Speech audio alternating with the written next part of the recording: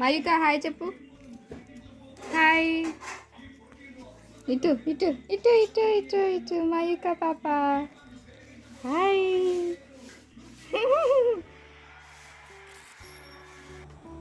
అందరికీ నమస్కారం. Welcome back to our channel. నేను ఉషా శ్రీహరి. ఈరోజు ఈ వీడియోలో ఏంటంటే మా అమ్మ ఈరోజు కంద పులుసు చేస్తుంది.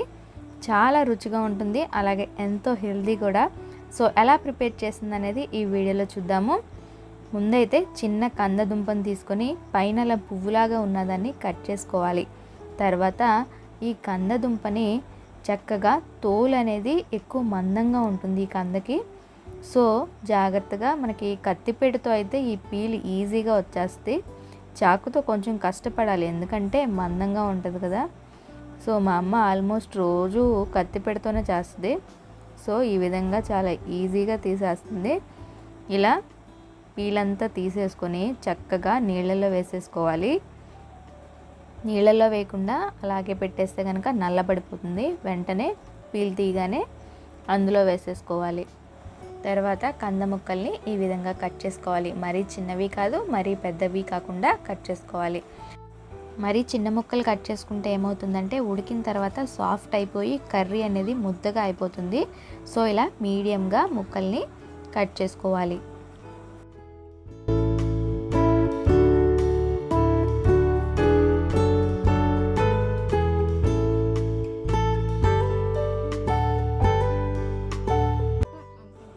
నీళ్లు చక్కగా అణుగణుగ్గా పోయాలి, అంటే సరిపడా పోసుకోవాలి, ఎక్కువ పోయకూడదు. అలాగే ముక్కల్ని మనం కుక్కర్లో కాకుండా ఇలా గిన్నెలో పెట్టేసుకొని చక్కగా మూత పెట్టుకొని సిమ్లో పెట్టుకొని ఉడికించుకోవాలి. కుక్కర్లో పెడితే మరీ ముద్దగా అయిపోతుంది. సో చూసుకుంటూ ఉడకనివ్వాలి. ఉడికిన తర్వాత మనం ఎలా చెక్ చేసుకోవాలంటే ఇలా చాకు తీసుకొని గుచ్చితే కొంచెం సాఫ్ట్గా మనకి చాకు అనేది ముక్కలోకి వెళ్ళిపోతుంది. సో ఇవి కరెక్ట్గా ఉడికాయి. ఇంకా ఇప్పుడు కర్రీ ప్రిపేర్ చేసేస్తుంది మా అమ్మ. ఈ దాకలో ఒక గిన్నె వరకు ఆయిల్ వేసింది. మేమేంటంటే దాన్ని చిన్న గిన్నెనే అంటాము, అలాగే అలవాటు మాకు. ఆయిల్ కొంచెం కాగిన తర్వాత ఇందులో తాలింపు దినుసులన్నీ వేసేస్తుంది. ఫస్ట్ 2 వెల్లుల్లి రెబ్బలు దంచి వేసింది. తర్వాత ఇంకా ఆవాలు, జీలకర్ర, ఇంకా మినపప్పు, ఎండుమిర్చి, ఇంకా ఫైనల్గా కరివేపాకుని చక్కగా రెబ్బల్ని తుంపుకొని వేసేసింది. తాలింపు అలా కొంచెం కలర్ వచ్చిన తర్వాత ముందుగా కట్ చేసుకుంది ఉల్లిపాయలు, పచ్చిమిర్చి అవి కూడా వేసేసింది. ఒకసారి ఉల్లిపాయ, పచ్చిమిర్చి పోపులో కలిసేలాగా తిప్పుకోవాలి. తిప్పిన తర్వాత కొద్దిగా పసుపును వేసుకోవాలి. నెక్స్ట్ వచ్చేసి కంద ముక్కలు ఏంటంటే కరెక్ట్గా నీళ్లు పోయడం వల్ల చక్కగా నీళ్లు పీల్చేసుకొని ముక్కలు కరెక్ట్గా ఉన్నాయి. ఎక్స్ట్రా వాటర్ ఉంటే ఏమవుతుందంటే అది పడేయాల్సి వస్తుంది. సో అలా చేస్తే మనకి అందులో ప్రోటీన్స్ అన్నీ పోతాయి అని చెప్తుంది మా అమ్మ. ఇంకా కొంచెమే వాటర్ ఉన్నాయి కాబట్టి ఉల్లిపాయలు ఫ్రై అయిన తర్వాత ఇంకా ఆ వాటర్తో పాటుగా కలిపేసి కంద ముక్కలన్నిటినీ కూడా ఈ ఉల్లిపాయల్లో వేసేసింది.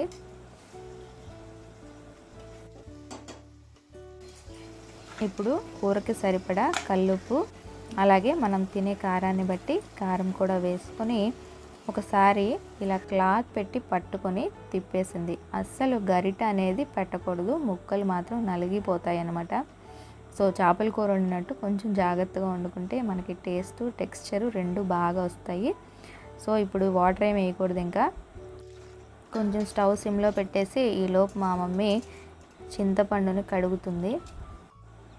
ఇంకా ఆ చింతపండులో కొంచెం వాటర్ వేసి ఒక 2 మినిట్స్ అట్లా నానబెట్టేసుకుంది. ఈలోపు ముక్కలు కూడా కొంచెం సాఫ్ట్గా అయ్యాయి.